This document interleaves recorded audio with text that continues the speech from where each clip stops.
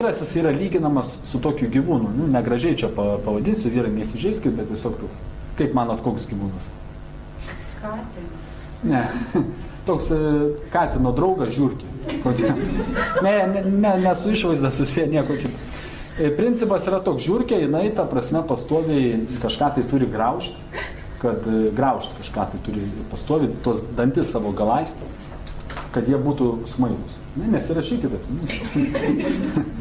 Ta prasme, nežiūrėkit, jeigu jinai nustoja tai daryti, jinai ką pradeda daryti, tuomet jinai pradeda save graužti, gali save visą susigriaužti.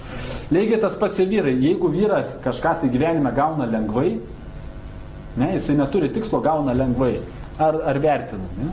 Nu, gauna kažkokius intymius santykius už kokteilį, ten miksą šviksą kažkokį ir pizzą.